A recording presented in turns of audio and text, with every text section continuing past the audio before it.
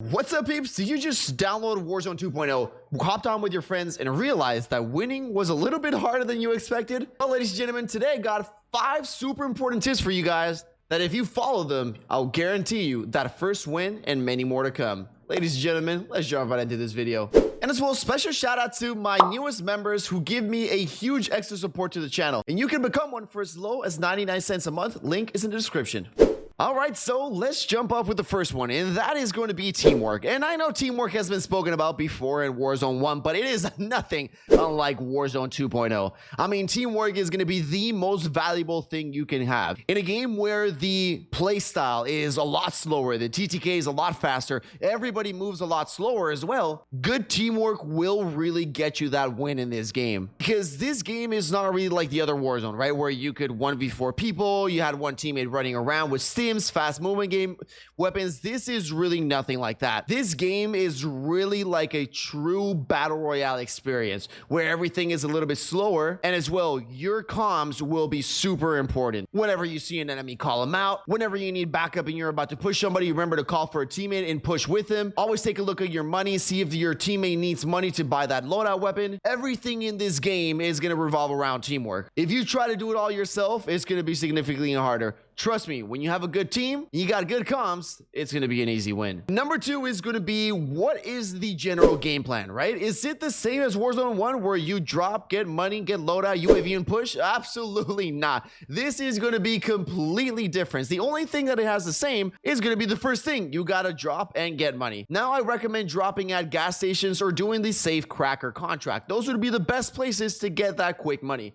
After that money, instead of getting the 10,000 to get that loadout, you really do have to try to get 20,000 in cash, and because this will allow every person in your team to at least have one loadout weapon. If you guys didn't know, you can go to the buy station and purchase one loadout weapon there. And that's really going to be the most important thing. If you guys have your loadout weapons that early in the match, you are really going to have a big advantage over everybody else in the game. Now, what loadout weapon should be your first one? Should it be long range or should it be close range? I really do think it depends on what part of the map you're fighting on. Like, it can really be 50-50. But I do find that maybe like 3/4 of the map, sorry, 3/4 of the game is usually about SMG, right? You're pushing players and stuff like that. And then the last part of the map usually does tend to be a little bit more long range. So it's kind of like you'll use your SMG at start and then you won't use it completely at the end. And now this of what is the general game plan translates into my tip number 3. And that is going to be, how do you push players? How do you win those gunfights, right? Again, is it the same as Warzone 1? Absolutely not. You have to be very methodical in each push that you're going to do. Before, you just saw enemies and you could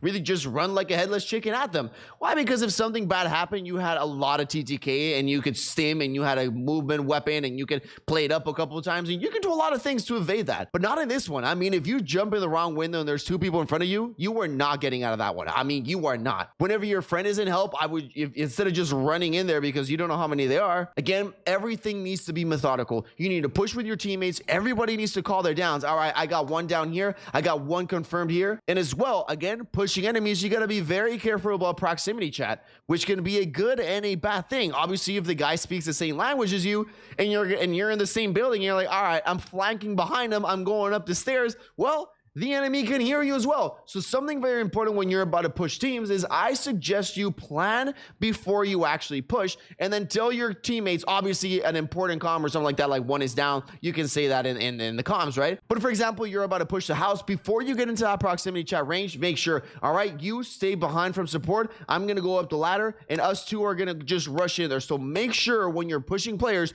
you make your plan before you are actually in there. Don't be giving a teammate any ideas of where you're going to be going. And now we're going to be going to number 4.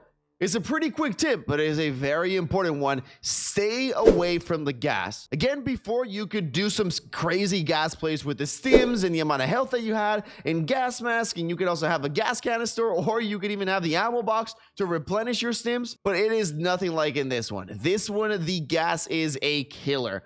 I am telling you, the gas will kill you in about 2 seconds. And somebody did tell me that stims do not work in the gas to regen your health. I haven't tried that personally. I don't really want to give up my health for that. But again, somebody can try that out. So again, just very important, stay away from the gas if you can, and always start rotating before you have that gas on your back, because you will not be able to rotate into the gas if somebody's shooting at you. And now we're going with the last one, tip number 5, and that is going to be the final game plan. Right, when you're in the end, what are some important things to do? Well, number 1 and super important is going to be to try and focus on having your team up alive. And I mean, if one of them is dead before that final circle comes in, try to buy him back, because numbers will win you the game. Like I said before, with more TTK and a little bit more movement, you could definitely pull off a 1v2, 1v3 if they were far away. This game is going to be a lot harder again because of proximity chat, TTK, and guns in general have significantly more recoil than they did in Warzone 1. So having those numbers up will be very, very important. Number 2, if you guys didn't know, once you die once and you go to the gulag and you come back into the game, you will actually not have any down.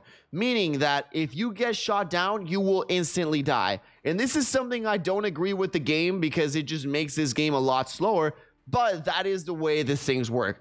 So you just have to be careful. If you have somebody with self-res and you have somebody that hasn't died in the game, make sure they are on the front line peeking enemies. If you're that person that doesn't have a self-res and you already died and went to the gulag, make sure you are staying far behind, because if somebody gets that, kills you and gets all that life down from you, again, you will not have a down, and the players, your teammates, will not be able to help you up. And ladies and gentlemen, those were my 5 top tips that hopefully will guarantee you that win in Warzone 2.0.